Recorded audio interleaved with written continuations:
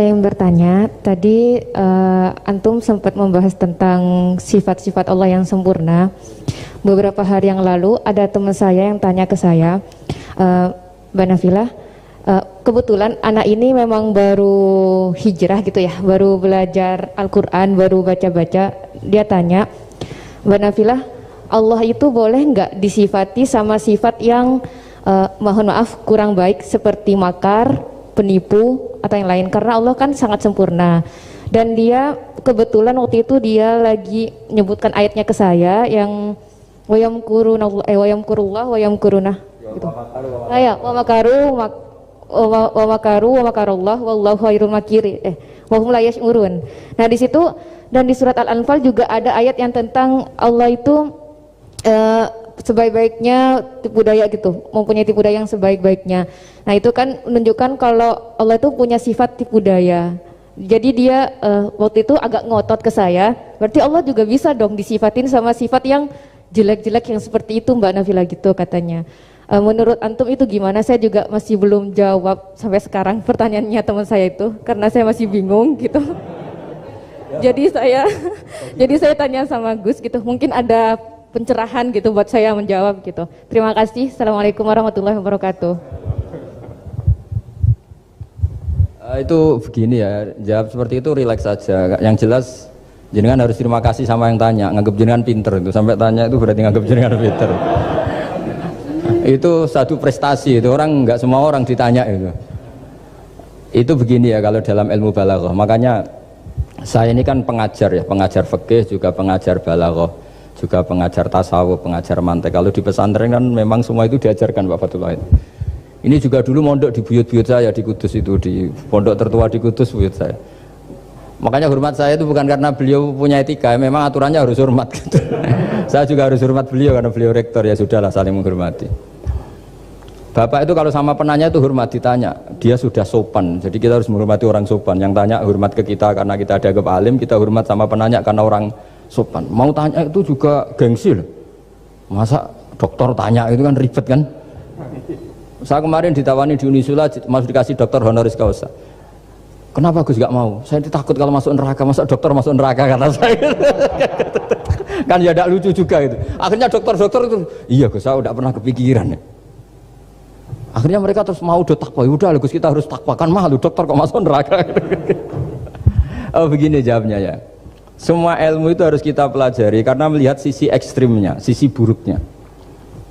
Ya saya ulang lagi ya. Ilmu itu harus Anda pelajari karena melihat sisi ekstrimnya, sisi buruknya kalau kita tidak tahu. Sehingga dengan cara itu kita tahu secara serius. Misalnya nikah sekali gak sah kategorinya zina. Misalnya.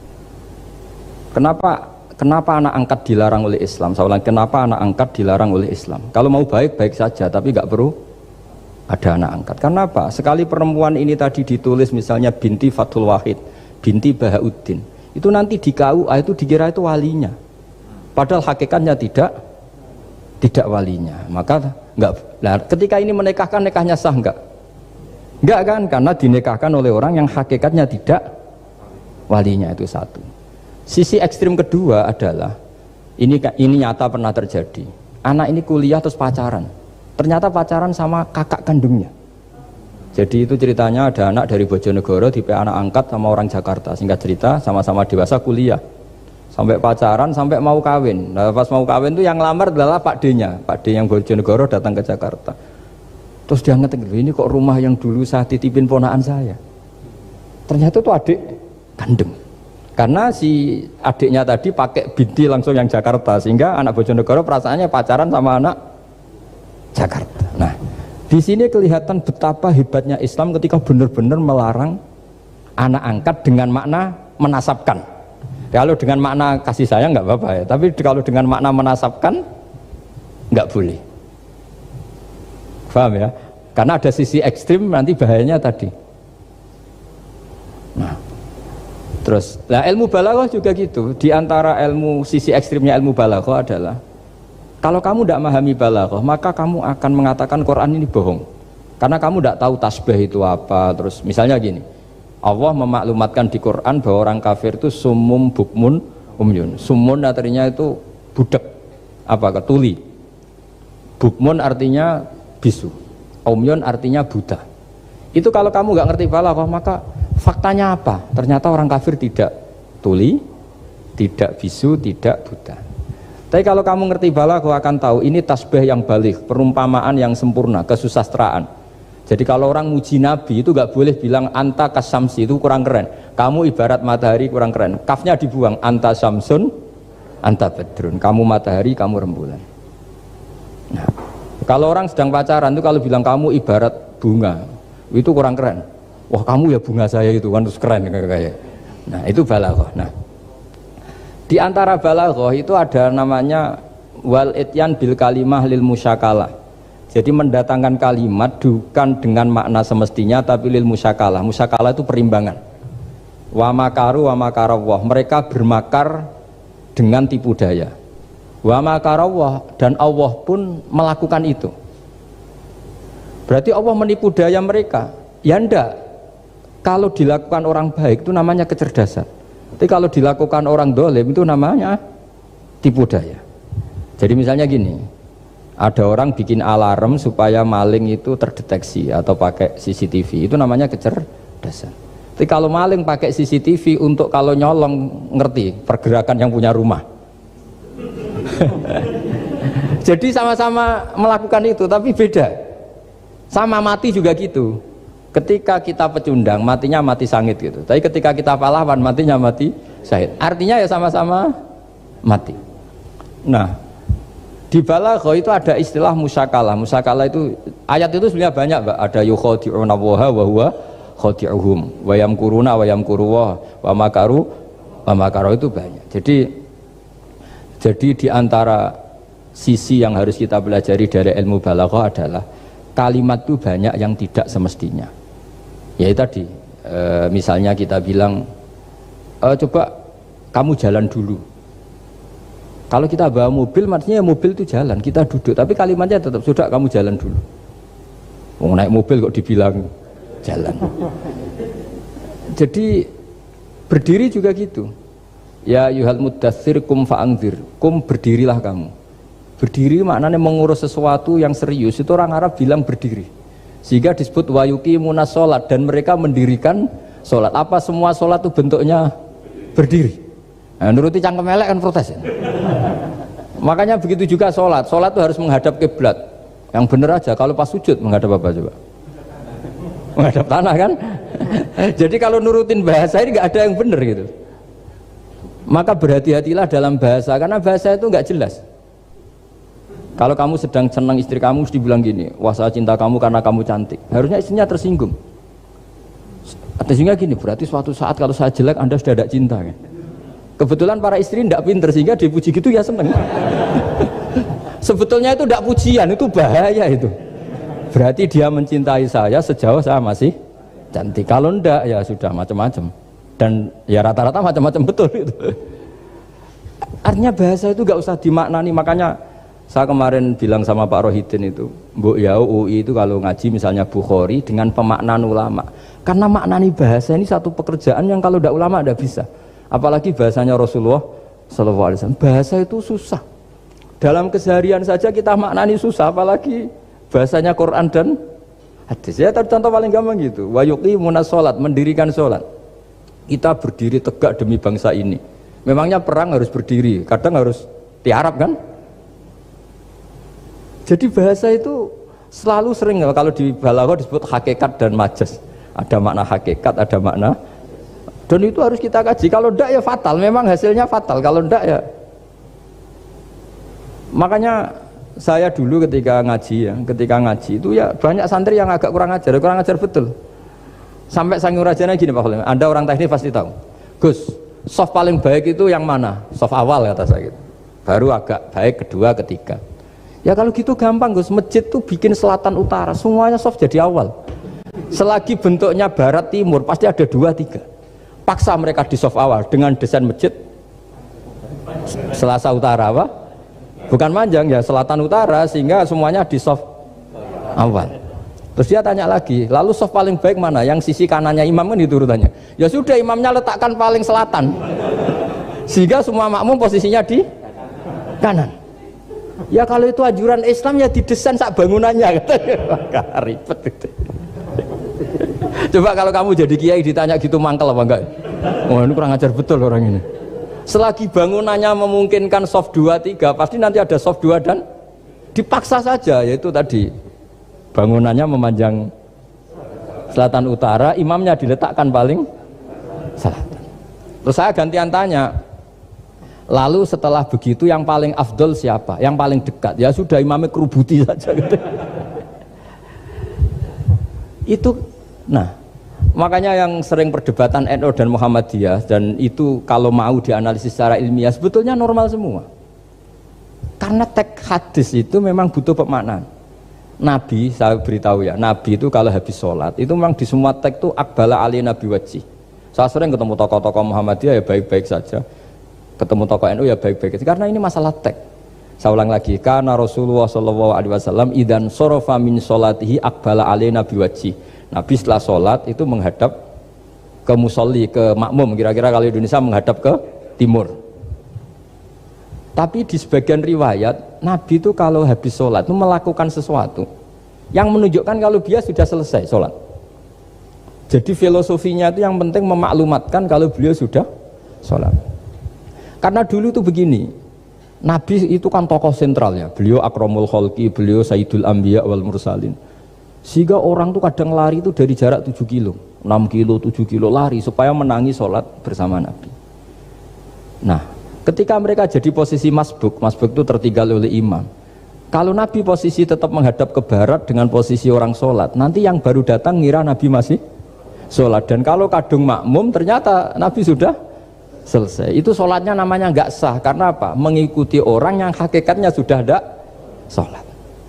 Terus semenjak itu jadi ilmu, maka kesunatan bagi imam setelah salam harus memaklumatkan ke hadirin kalau sholatnya selesai. Itu bisa dengan gerakan menghadap ke makmum atau menghadap ke utara atau apalah pokoknya, yang penting jangan rokokan lah misalnya itu. Ya pokoknya itu aja disarah-sarah. Ini cerita pendapat ulama, bukan pendapat saya. Jadi segampang itu ulama. Sehingga ya orang-orang yang alim dari kelompok Muhammadiyah yang lihat NU yang begitu ya biasa, yang alim melihat Muhammadiyah gitu ya biasa. Karena kita ini masalah teks. Apa? Masalah teks. Teks itu mesti orang akan memaknai secara proporsional. Saya berkali-kali menyontohkan kemarin ngaji di Ulil Albab. Wa ma min amin illa wa yukhayyalu takhsis. Tidak ada kalimat umum kecuali terbayang khususnya. Enggak boleh kalimat selalu umum. Misalnya saya contoh paling gampang itu tadi. Cung nak melaku ojo plengaan itu. Kalau jalan jangan toleh kanan toleh itu. Semua ilmu adab pasti begitu. Tapi kalau di jalan raya tetap enggak melengak. Tapi itu enggak diutarakan oleh orang tua kita karena anak ini pasti paham lah kalau mau nyeberang jalan ya harus. Tapi kalau kita nasihati kan tetap, Cung kalau jalan-jalan jangan lihat kanan, lihat kiri, jangan. Tapi hakikatnya sama. Cung kowe nak sholat sing anteng tuh kan enggak gerak. Wah ya enggak sah lah, tahu enggak rukuk, enggak sujud, anteng aja. Ada ini cerita. Jadi kalimat itu sesuatu yang pemaknanya itu pasti proporsional gitu. Kalau kamu sholat dinasihati gimana? Sing anteng. Ya sholat kalau anteng sah enggak kira-kira? Enggak sah kan berarti enggak rukuk, enggak sujud, kan anteng aja diam aja. Ya sama, saya berkali-kali nyontohkan istri kamu kalau sedang baik dengan kamu, sudahlah Pak, kamu ingin apa saja tak dukung, bilangnya apa saja. Tapi kamu jawab, saya ingin poligami, wah perkara itu. Padahal bilangnya apa saja. Maksudnya kecuali itu kan gitu. Nah, ya makanya ini cerita lah. Quran itu ada sekian kalimat yang maknanya itu proporsional. Seperti wa makaru. Jadi misalnya gini ya, contoh paling gampang yang populer. Nabi di Gua Thur. Gua Thur itu ya gua Arab ya. Kedalamannya enggak banget dalam. Terus Allah merekayasa itu dengan cara ada laba-laba yang masang jaringnya di situ, terus ada burung dara yang di situ. Itu ya disebut makruh, rekayasa Tuhan. Tapi orang pasti sepakat itu namanya kecerdasan. Karena orang kafir yang mengklaim dirinya cerdas, dirinya terlatih, dirinya ahli mendeteksi musuh, ternyata hanya ditipu seperti itu, nggak tahu. Nah karena ini pekerjaan kesalehan disebut kecerdasan. Apa disebut? Tapi andaikan sebaliknya, nyuwun sewu, ada orang lari dari kejahatan, terus merekayasa seperti itu disebut rekayasa karena bentuknya kejahatan. Jadi ada sesuatu yang sama, tapi ketika dilakukan orang soleh itu baik, karena nanti itu disebut kecerdasan. Kalau dilakukan orang dolim itu buruk, karena itu disebut rekayasa. Ya kira-kira seperti itu. Baik, mohon izin satu lagi Ustaz dari komentar YouTube dari Bapak Kristiano Sulistianto. Gus, bagaimana dengan orang bodoh yang dijadikan sebagai pemimpin? Bagaimana dengan pertanggungjawabannya? Sekian Ustaz. Begini ya, kalau bodoh dengan makna kita ini kan biasa mengkaji Quran ya, terutama kita yang di pesantren, yang dosen VAI atau siapa saja yang nekuni ilmu Quran. Ada sisi manusia itu punya sifat permanen yang oleh Allah disebut wa kanal insanu dzaluman jahula. Manusia itu banget bodohnya kata Allah. Sudah banget bodohnya, banget dolimnya. Sehingga kita bilang bodoh itu sebenarnya bukan ngenyak ya. Ya memang manusia mau tidak mau harus bodoh lah. Teorinya gampang, yang perlu diketahui itu kan banyak. Toh kita harus dititipi ilmu hanya sedikit. Dari yang banyak tahu sedikit itu namanya apa coba? Bodoh kan? Jadi sifat bodoh itu tidak perlu kita hindari banget. Mbok kita sudah alim, sudah alama, sudah apalah, tetap ada saja yang kita tidak tahu kan? Lalu pertanyaannya, gimana kalau orang bodoh itu mimpin? Bodoh apa? Kalau bodoh tentang uang ya bagus. Makanya Nabi pernah ngintikan aksaru ahlil jannah al-bulhu. Nanti penduduk surga terbanyak itu orang-orang bodoh. Misalnya ada rektor, menteri, pejabat gak pernah korupsi, itu teman-temannya bilang pinter apa bodoh? Teman yang kroni itu bilang apa? Bodoh kan, punya kesempatan udah diambil, itu namanya bodoh. Tapi kalau malaikat bilang ini pinter gitu, karena bisa mengendalikan apa? Nafsu. Nah, makanya kalau pertanyaannya gimana hukumnya orang bodoh yang mimpin? Bodoh apa? Kalau bodoh cara mimpin ya memang keliru betul. Wong bodoh cara mimpin kok tetap mimpin. Tapi kalau dia bodoh, nggak tahu caranya korupsi, nggak tahu caranya selingkuh, nggak tahu caranya nggak bener, itu ya pinter itu. Karena Nabi itu yang unik, kadang muji itu aksaru ahlil jannah al-bulhu, masyhur hadis itu. Kebanyakan penduduk surga itu orang-orang bodoh. Sampai Mbah Mun tuh kalau guyon ya lebih guyon dibanding jenengan. Kata Mbah Mun gini, aku itu saake suar wargane wong-wong bodoh, saake kenaan malaikat. Kan di surga itu orang akan dikasih sesuai keinginannya. Wong desa-desa itu taunya makan enak kan jadah, terus uduk gitu.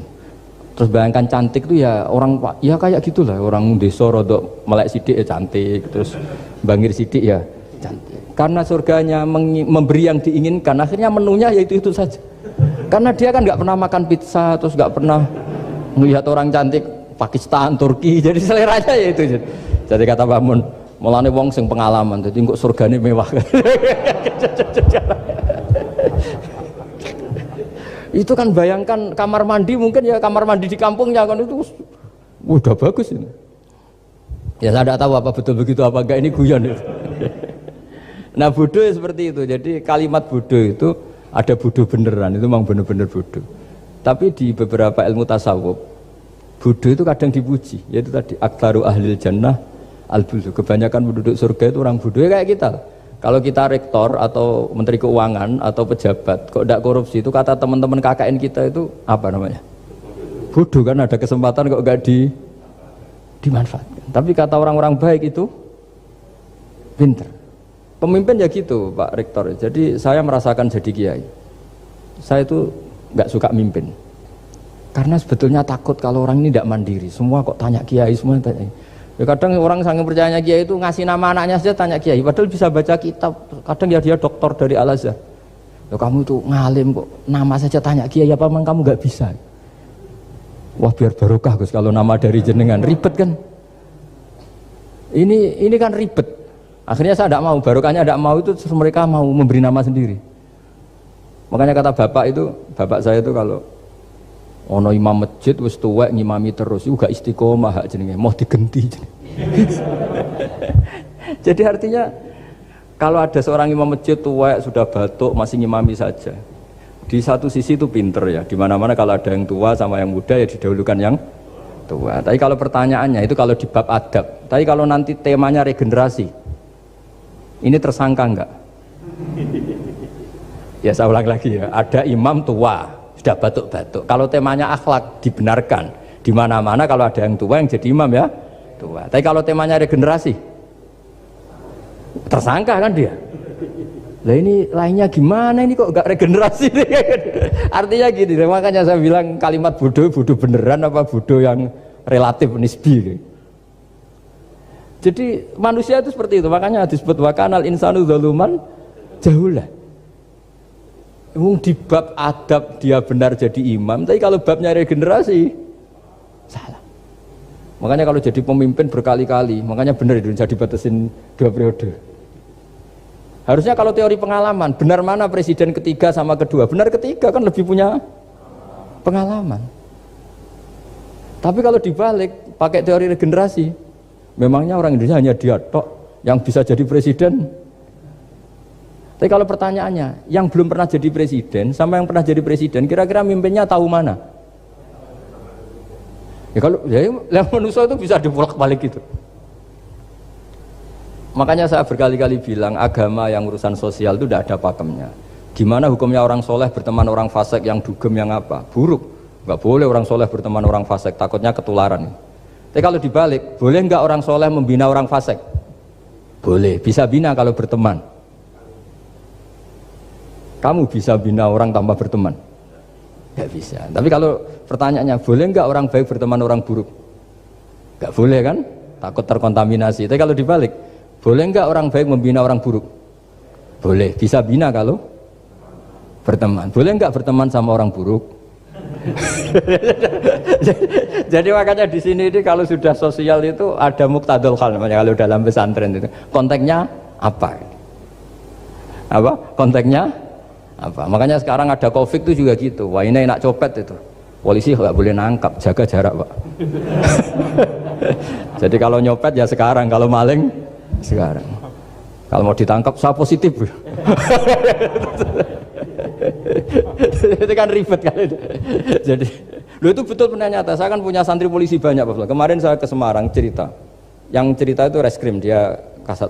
Itu cerita. Kemarin tuh ada Gus maling sudah ditangkap lepas. Itu yang jenis positif. Itu gak ada yang berani nangkep itu. Jadi polisi hanya ngepung tok. Bingung gitu. Polisi ya takut mah positif orangnya. Dikepung, pokoknya kalau lari tembak sambil nunggu tim APD yang lengkap baru ditangkap. Ya saya kira doi.